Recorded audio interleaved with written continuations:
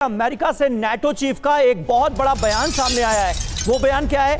Ukraine के साथ खड़े हैं नाटो देश। ये कह रहे हैं रूठे, यूक्रेन को हथियारों की कमी नहीं होने देंगे, यूक्रेन को विध्वंसक हथियार देंगे। ये नाटो चीफ की तरफ से कहा गया है अमेरिका में।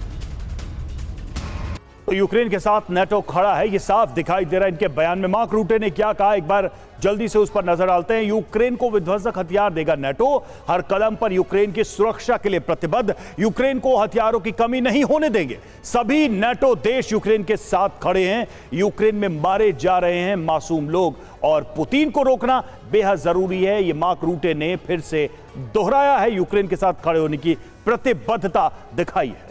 बिल्कुल रवि, तो ऐसे में देखा जाए तो क्या कर रहे हैं नाटो चीफ? नाटो चीफ ने ट्रंप को और ज्यादा भड़काया है और ज्यादा उकसाया है। मीटिंग के दौरान वो ट्रंप को भड़काते नजर आए। रूस के खिलाफ तैयार की प्लानिंग। रूस के कट्टर विरोधी माने जाते हैं नाटो चीफ मार्क रूटे, और इस मीटिंग के दौरान उनका ये रुख सीधे तौर पर नजर आया, देखने को मिला।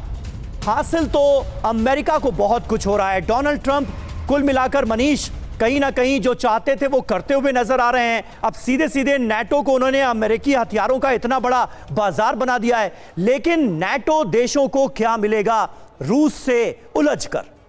देखिए, सबसे बड़ी बात है कि यूरोप और रूस के बीच में एक पारंपरिक अदावत चल रही थी और नाटो का पर्पस ही था, नाटो का अस्तित्व ही खत्म हो जाएगा अगर रूस से लड़ना नहीं होगा तो। आप सोचिए, अगर रूस नाटो में शामिल हो जाए तो खत्म, रूस अगर लड़ने के लिए तैयार ना हो तो खत्म। तो नाटो बना ही इसी के लिए।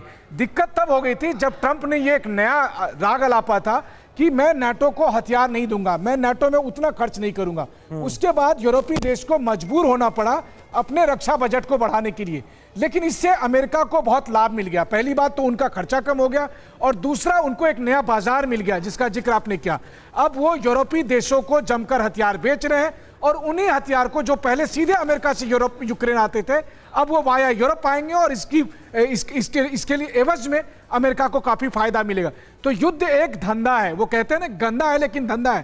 तो अमेरिका के लिए ये एक बिजनेस था, यूक्रेन का मॉडल, नाटो के देशों के बीच में हथियार बेचना और अमेरिकी वर्चस्व को आगे बढ़ाना। तो मनीष ये कह दे कि बाइडेन जिस कदम पे चल रहे हैं उससे 4 कदम तेजी से ट्रंप बढ़ते दिखाई दे रहे हैं आपको इस धंधे में? बिल्कुल सही बात आप कह रहे हैं। देखिए, अमेरिका का कोई भी प्रेसिडेंट हो, चाहे बाइडेन हो, ट्रंप हो, ओबामा हो, क्लिंटन हो, बुश हो, आप देख लीजिए सबकी नीति एक समान। बिल्कुल बिल्कुल, युद्ध करो, धंधा बनाओ। बिल्कुल, हथियारों के बाजार में सबसे आगे दौड़ रहे हैं इस वक्त ट्रंप, ऐसा लग रहा है।